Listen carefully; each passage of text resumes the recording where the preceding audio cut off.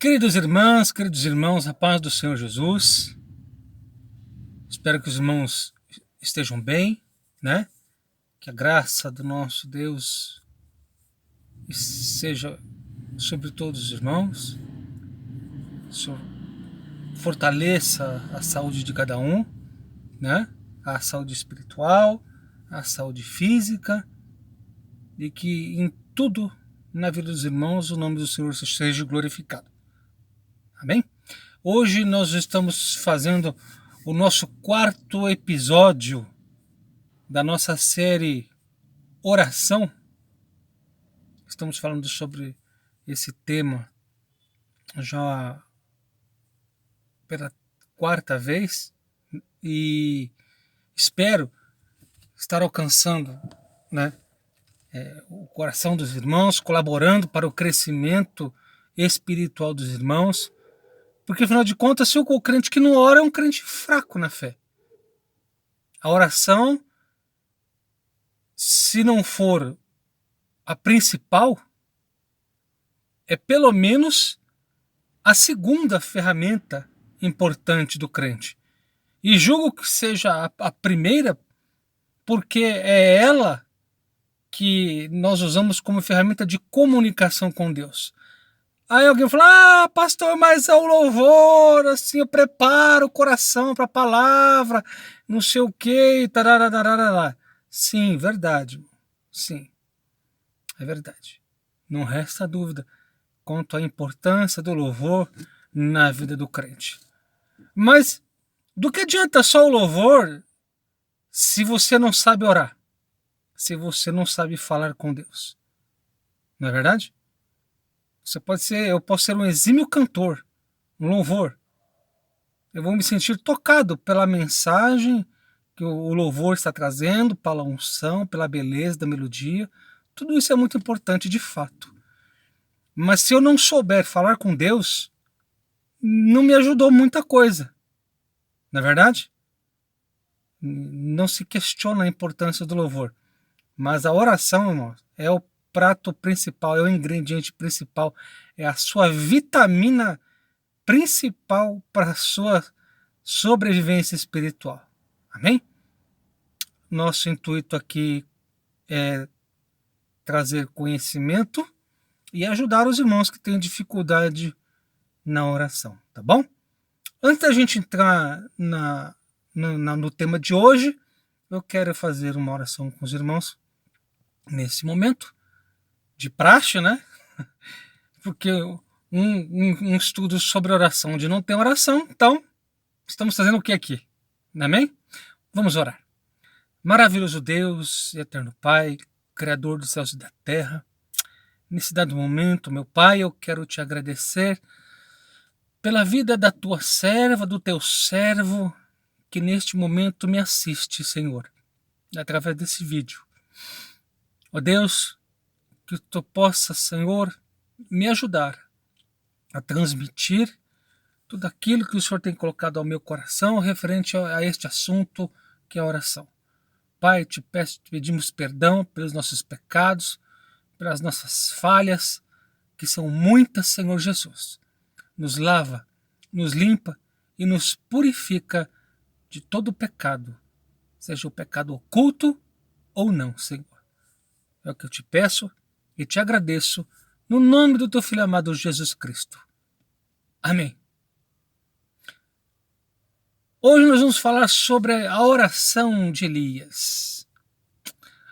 No episódio passado nós falamos sobre o episódio sobre a oração do rei Ezequias, né? Hoje nós vamos falar sobre a oração de Elias. Eita, nós! Oração de poder. Para quem gosta, oração de poder. Mas enfim, o que vem a ser oração de poder, irmãos? Vamos falar um pouquinho sobre isso. Nós vamos falar tanto sobre isso, mano.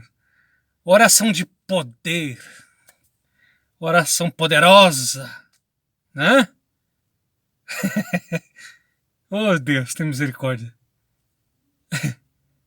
Parece aqueles filmes de suspense, Sabe? Quando tá aquela na hora crucial do filme, aquele música de fundo, que, né? Aquela musiquinha de fundo, assim, de suspense. Né? Os mais velhos vão se lembrar de Hitchcock, né? Alfred Hitchcock. Para os mais novos que não conhecem, né?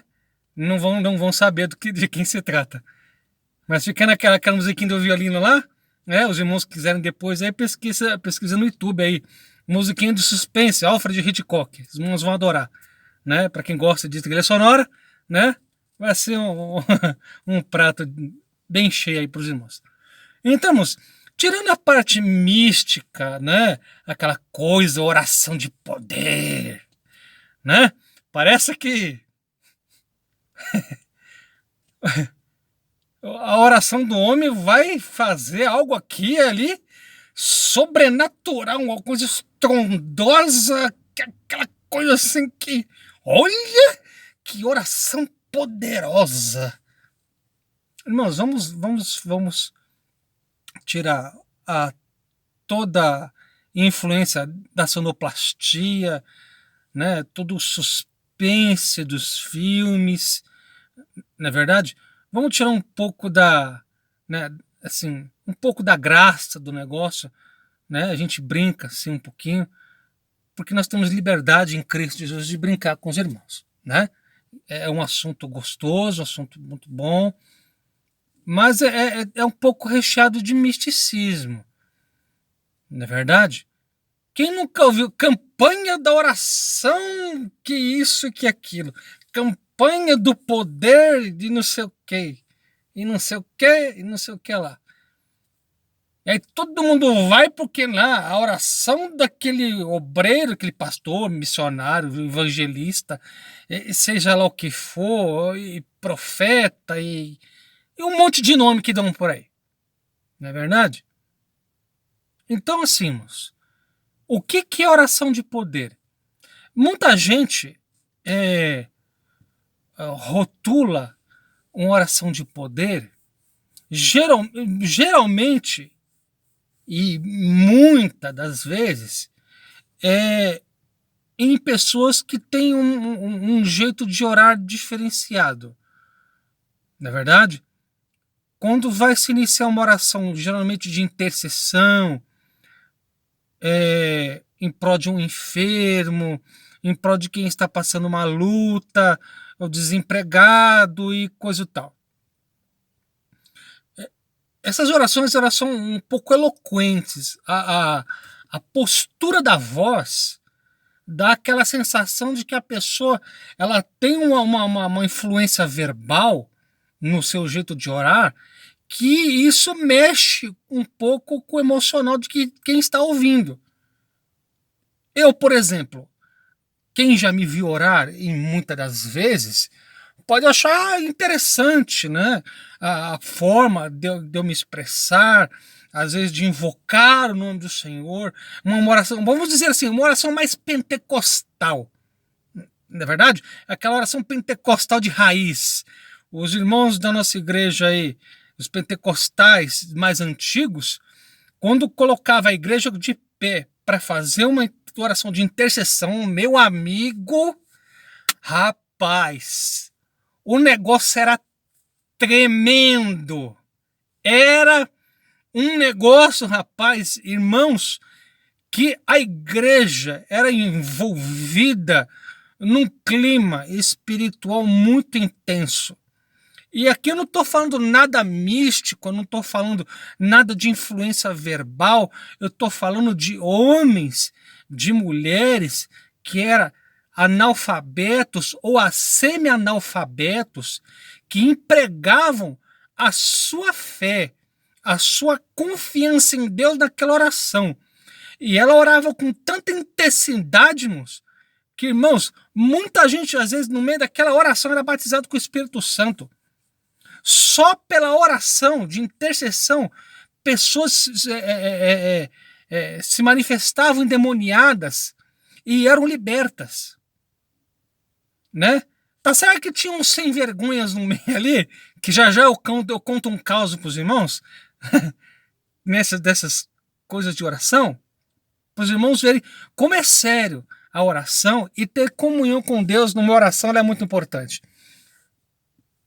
Duas coisinhas, tá? Dois causozinhos aí. Vamos lá? Vamos devagar. Então, queridos, quando os irmãos, os pastores, os líderes, colocavam a igreja de pé para interceder na época, e não está tão longe assim, não. 30 anos aí, 40 não é tão distante, não. Parece uma coisa muito longínqua lá, né? Não. O poder de Deus agia no meio da igreja. Mas sabe por quê? Porque a igreja, ela tinha o hábito de orar.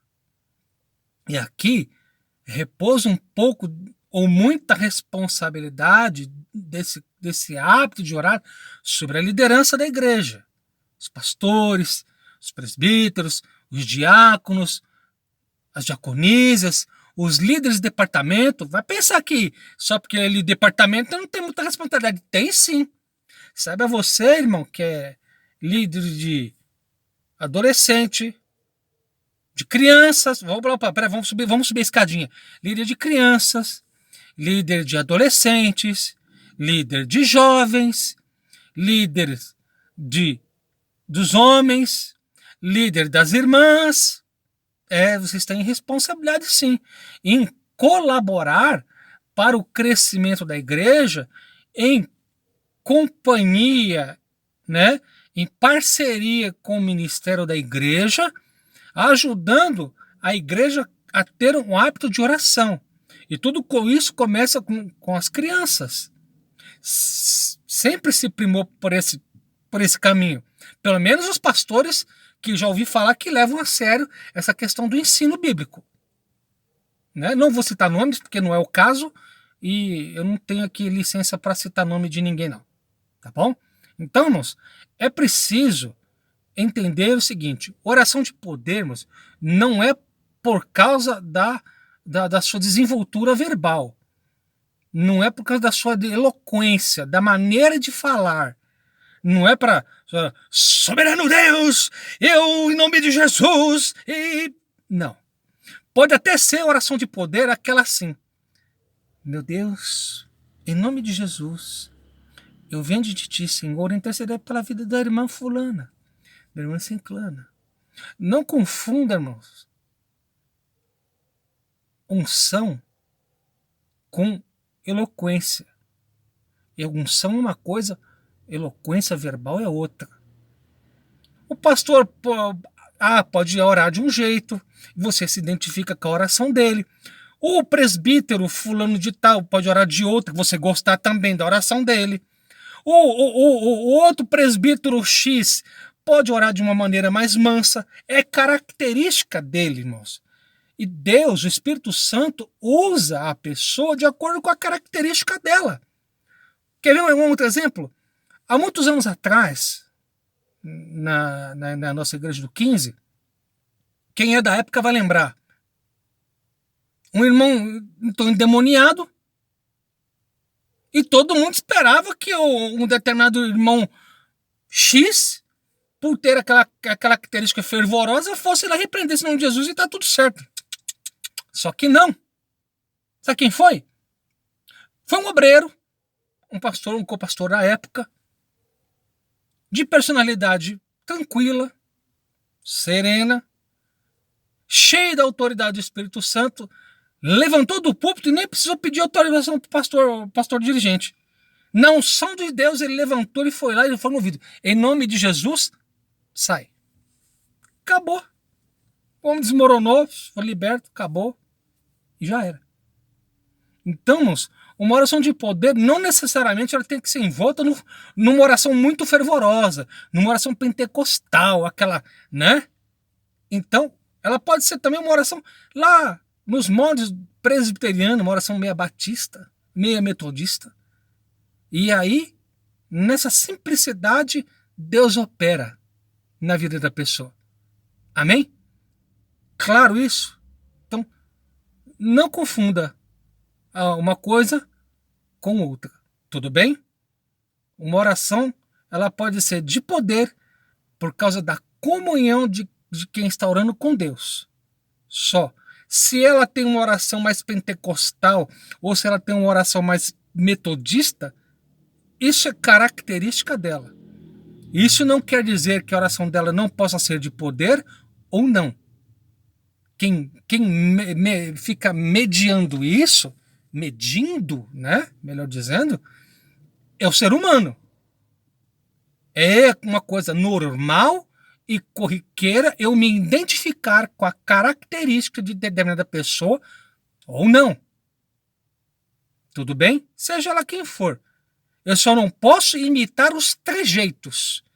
Oração com a mão no ouvido, oração de ficar pulando com uma perna só, ou orar soluçando, gaguejando, né? Parece que está com falta de ar. Irmãos, isso não é meios de se imitar uma postura de oração. Isso não é. Não é mesmo. Por Deus, irmãos, com toda a reverência e temor que eu tenho ao Senhor, isso não só imitar coisas para se imitar. Adianta você imitar o outro lá que coloca a mão no ouvido, com a mão na boca e soluçando e gaguejando, sei lá o quê, ou pulando, ou rodando, voando, sei lá o quê, plantando bananeira. Não, não, não, não. Não é isso. Você deve se espelhar em alguém porque ela tem uma vida de oração, ela é uma pessoa que exercita a fé, é uma pessoa temente, é uma pessoa ativa na igreja, tem reverência às coisas de Deus. Isso você deve imitar, tudo bem? No exercício da fé dela, no esforço que ela faz para exercer o seu melhor serviço ao Senhor. Isso sim, tudo bem? Vamos lá. Vamos falar sobre Elias. Elias, irmãos, o que nós sabemos de Elias, não temos muitas informações sobre Elias. Então vamos lá. Não há muitas informações sobre Elias. Ele viveu no século IX, mais ou menos aí o século IX, antes de Cristo, durante os reinados de Acabe e Acasias. Em sua época, o reino de Israel estava dividido em duas partes. Judá, que ficava ao sul, com capital em Jerusalém, e Israel ao norte, e a sua capital era tida como Samaria. Sabemos somente que ele era um tisbista, né, que morava a leste do Rio Jordão, e o significado do seu nome é Jeová é Deus. O seu ministério é marcado por 6 episódios, são os que eu encontrei. Primeiro, o aviso da seca iminente e seu isolamento. A luta no Monte Carmelo, onde enfrentou os profetas de Baal. A fuga para Horebe. O episódio envolvendo Nabote. A profecia acerca de Acasias. E a sua translação ao céu. Eu quero me ater só a duas, para a gente não ser muito longínquo no assunto. Sobre o filho da viúva, uma coisa interessante eu quero mostrar para os irmãos aqui. Veja lá.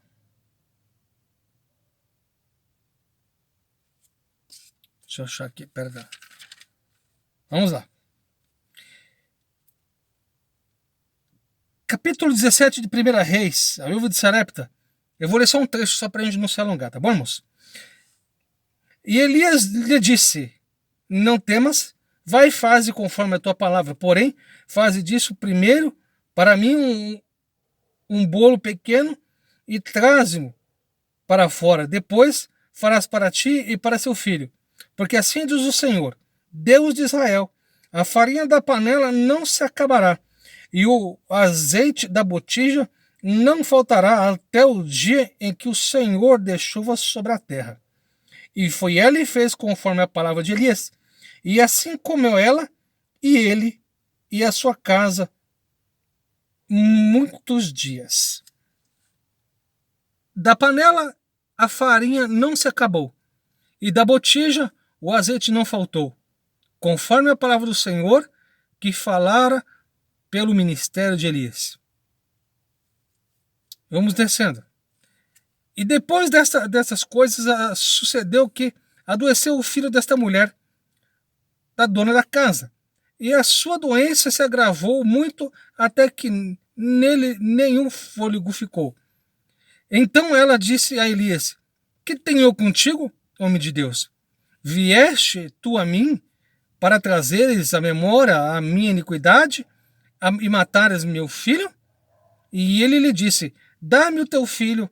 E ele o tomou do seu regaço e levou-o para cima ao quarto onde ele mesmo habitava e o deitou em sua cama.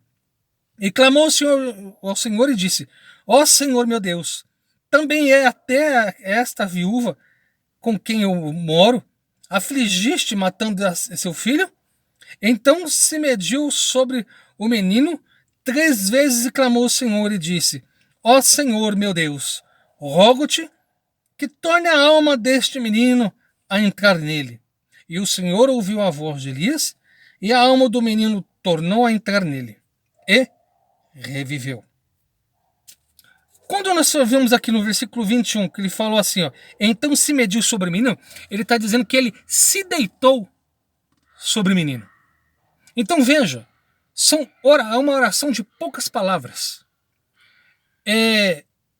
Como eu disse para os irmãos, oração de poder não está na sua eloquência verbal ou na sua maneira de expressão, a maneira facial, gesticular, né? Imagina aí, alguns dos irmãos que estão me assistindo nesse momento devem ter visto em algum momento alguém repreendendo algum espírito maligno que está de posse de alguma pessoa, ok? Como é que normalmente a gente vê uma pessoa que expulsa demônio? É de uma maneira enérgica, com voz robusta e impõe autoridade, ok? Mas olhemos para Jesus. Por exemplo, eu imagino comigo, irmãos, que, primeiro, apesar do Senhor ser um ser humano como eu e você, mas ele também era Deus. Ele tinha poder e autoridade sobre todas as coisas. Então, eu imagino comigo que ele, Jesus, não precisaria fazer uma postura de voz enérgica, grave, nem elevar a entonação da sua voz, ou sequer gesticular.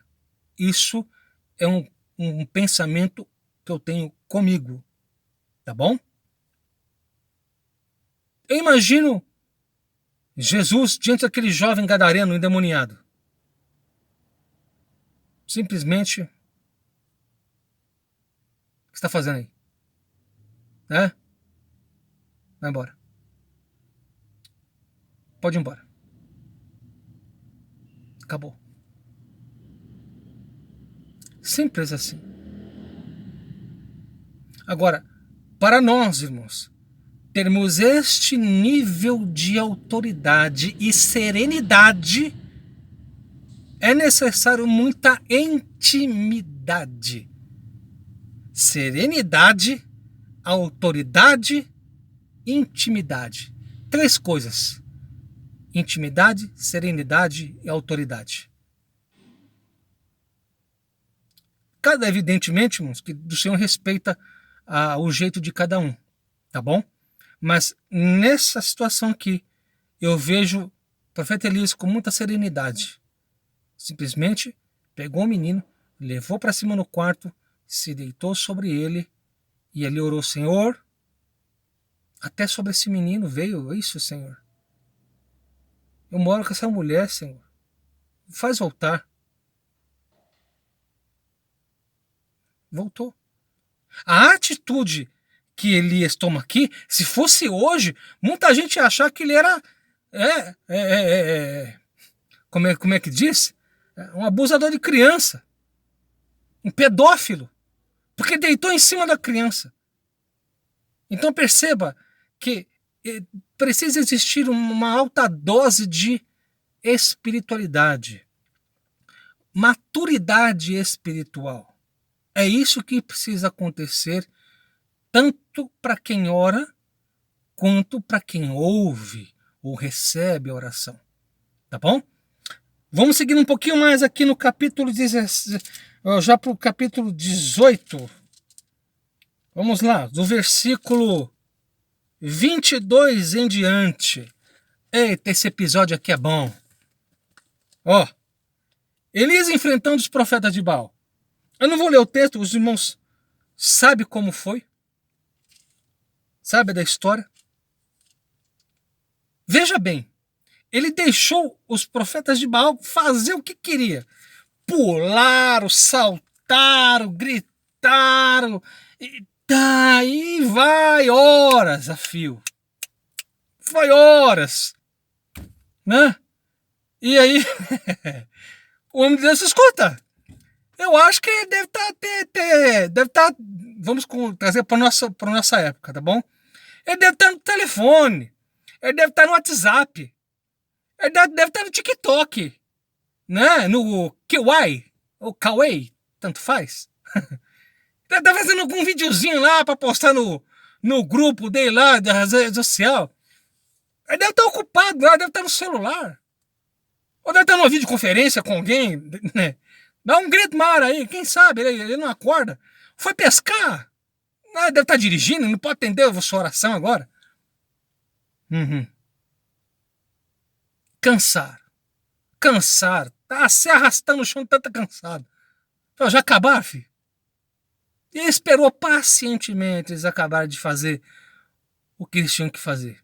E nada aconteceu. Mas quando Elias tomou a posição, preparou o altar, colocou água, colocou lá a oferenda da ovelha, tudo bonitinho, tudo conforme o Senhor gosta. Aí veio aquela oração. Ó.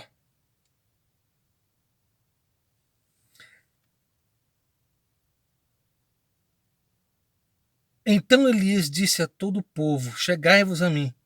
E todo o povo chegou a ele e reparou o altar do Senhor que estava quebrado. Elias tomou 12 pedras, conforme o número das tribos dos filhos de Jacó, ao qual veio a palavra do Senhor, dizendo: Israel será o teu nome. E com aquelas pedras edificou o altar em nome do Senhor, depois fez um rego em redor do altar, segundo a largura de 2 medidas de semente. Então armou a lenha e dividiu o bezerro em pedaços e o pôs em lenha. E disse: enchei de água 4 cântaros e derramai sobre o holocausto e sobre a lenha. E disse: fazei a segunda vez. E fizeram a segunda vez. Disse ainda: fazei terceira. E assim foi. E aí começou. E sucedeu, pois que, oferecendo os seus ofertas de manjares, o profeta Elias se chegou e disse: ó Senhor, Deus de Abraão, de Isaque e de Israel, manifesta-se hoje que tu és Deus em Israel, e que eu sou teu servo, e que conforme a tua palavra fiz todas estas coisas. Responde-me, Senhor, responde-me, para que este povo conheça que tu, Senhor, és Deus, e que tu fizeste tornar o seu coração para trás. Então caiu o fogo do Senhor e consumiu o holocausto e a lenha e as pedras e o pó, e ainda lambeu a água que estava no rego. E que, vendo todo o povo, caiu sobre os seus rostos e disse: só o Senhor é Deus. Só o Senhor é Deus. Oração de poder. Que eu e você tenhamos, por exemplo, a ser imitado dentre tantas pessoas que nós vamos ver ainda aqui nesse estudo, a oração de Elias. Você pode ter uma oração pentecostal, sim. Por que não? Se nós somos de uma igreja pentecostal, que problema há nisso? Mas, se o teu jeito é o de uma oração parecida com um metodista, um batista, um presbiteriano, Que problema nisso? Nenhum. Deus vai te usar da maneira que você é, na sua característica, no seu jeito. E ninguém pode te condenar ou te censurar por isso. Quem o faz é imaturo na fé e ainda não aprendeu o que é, primeiro, conviver em sociedade. Segundo, a amar o próximo. Tá bom? Que o Senhor te abençoe, que o Senhor te guarde e você tenha todas essas referências que nós estamos tratando com você aqui, né, nesses episódios sobre oração. Nós ainda temos mais alguns exemplos de oração para tratar mais adiante. Que o Senhor nos ajude, nos dê graça, paciência, para trazer esses conteúdos para a glória do nome do Senhor e para a edificação da sua igreja, tá bom? Que Deus te abençoe, um forte abraço e até o próximo episódio. Fique com Deus.